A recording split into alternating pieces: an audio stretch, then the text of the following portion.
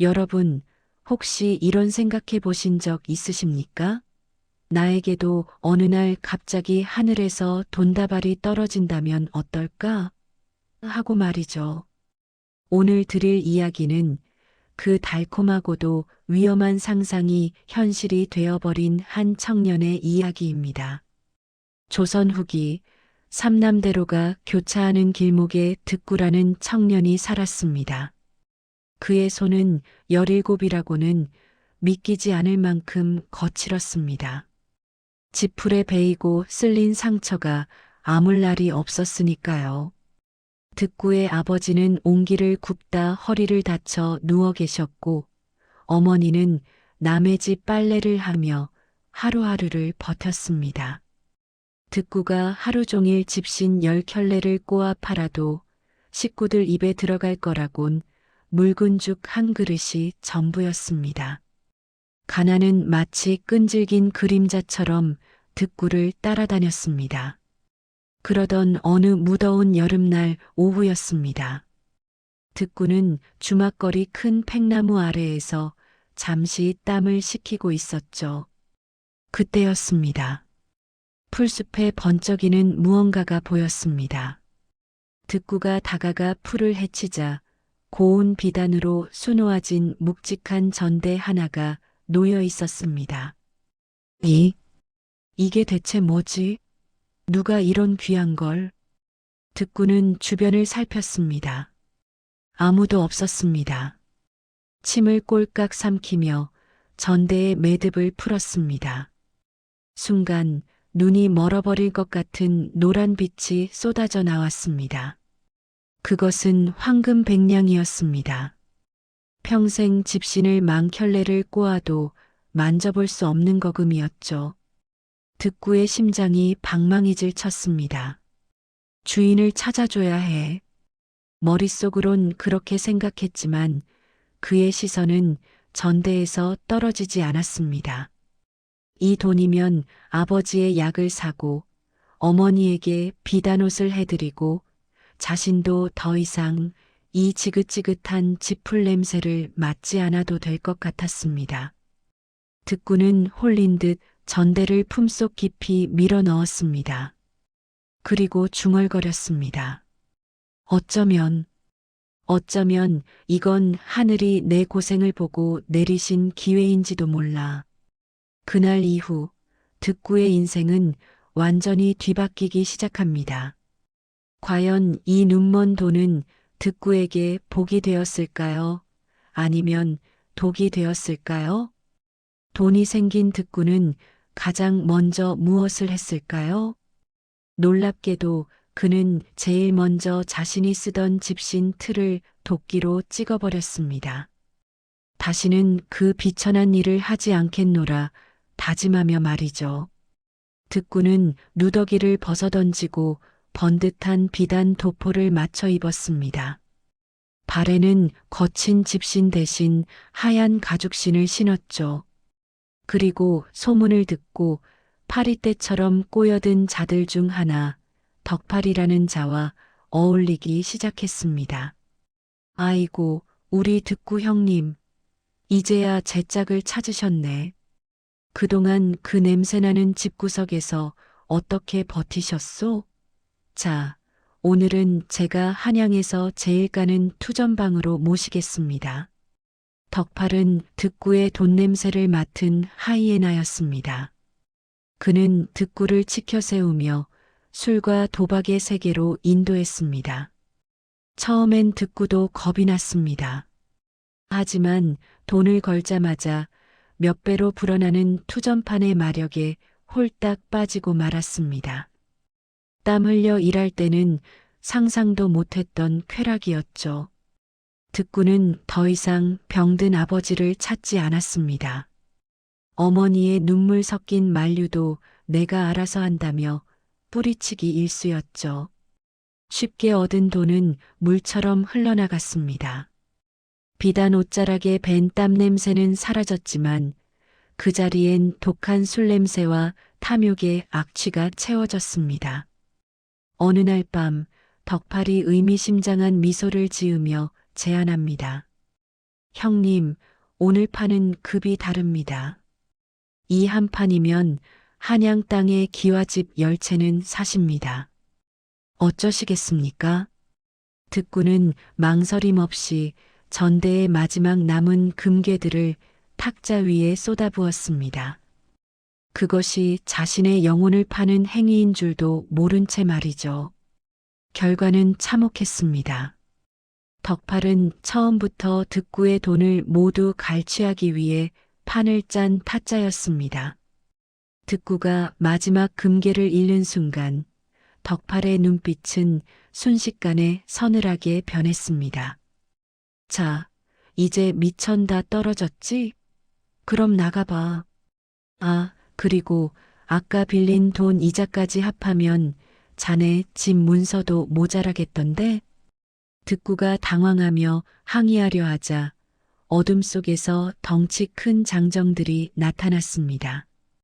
그들은 득구를 끌어내 장터 바닥에 패대기 쳤습니다. 비단옷은 찢어지고 그토록 자랑스러워하던 가죽신도 덕팔은 가차없이 뺏어갔습니다. 형님, 덕팔 형님, 우리가 친구 아니었습니까? 제발 살려주십시오. 득구가 울부짖었지만 덕팔은 침을 뱉으며 돌아섰습니다. 친구? 돈 있을 땐 친구지만 없으면 짐승만도 못한 게 이 바닥이야. 다시는 내 눈앞에 띄지 마라. 득구는 피투성이가 된 맨발로 밤길을 도망쳤습니다. 차가운 빗물이 상처난 발가락 사이로 스며들었습니다. 비단 전대를 줍기 전보다 더 비참한 꼴이었습니다. 배신감과 수치심에 가슴이 찢어질 것 같았습니다. 그는 마을 어귀 절벽 끝에 섰습니다. 하늘이 나를 돕는 줄 알았더니 나를 죽이려 장난을 치셨구나. 이대로 살아서 무엇하나. 득구가 눈을 감고 몸을 던지려던 찰나 어둠 속에서 거친 손 하나가 그의 덜미를 낚아챘습니다. 이놈아, 그 못난 목숨 버리는 게 아깝지도 않으냐. 득구를 구한 사람은 장터의 노인, 최 노인이었습니다. 최 노인은 평생 집신을 꼬아 자식들을 키워낸 장인이었죠. 그는 득구를 자신의 움막으로 끌고 가 따뜻한 숭늉 한 사발을 내밀었습니다. 내 발목을 보아라. 비단신 신을 땐 몰랐겠지? 그 연약한 가죽 아래 내 손이 꼬았던 집신의 단단함이 다 사라졌구나. 공으로 얻은 황금은 모래성과 같아서 파도 한 번에 무너지지만 내 손에 박힌 굳은 살은 누구도 뺏어갈 수 없는 내 재산이다. 득구는 최 노인의 발 아래 수북이 쌓인 집더미를 보았습니다. 그리고 자신의 텅 빈 손을 보았습니다. 눈물이 왈칵 쏟아졌습니다. 황금을 쫓던 마음이 얼마나 덧없는 것이었는지 정직하게 짚을 꼬던 그 시절이 차라리 얼마나 당당했는지 비로소 깨달은 것입니다. 다음 날부터 득구는 다시 새끼줄을 잡았습니다. 예전처럼 먹고 살기 위해 대충 꼬는 신발이 아니었습니다. 최노인 밑에서 기술을 배우며 10리를 걸어도 발이 아프지 않고 100리를 걸어도 해지지 않는 진짜 신발을 연구했습니다. 손가락 끝에서 다시 피가 맺혔습니다. 하지만 이번엔 아프지 않았습니다. 오히려 그 통증이 자신이 살아있음을 그리고 다시 올바른 길을 걷고 있음을 확인시켜 주었습니다. 사람들은 다시 집신을 메고 장터에 나타난 득구를 비웃었지만 득구는 그저 묵묵히 미소 지을 뿐이었습니다. 세월이 흘렀습니다. 이제 삼남대로에서 득구의 집신을 모르는 사람은 없었습니다. 그의 집신은 물에 젖어도 늘어나지 않고 험한 산길에서도 발을 든든하게 지켜주기로 소문이 났죠. 한양의 권세가들조차 먼 길을 떠날 땐 사람을 보내 득구의 집신을 구해갔습니다.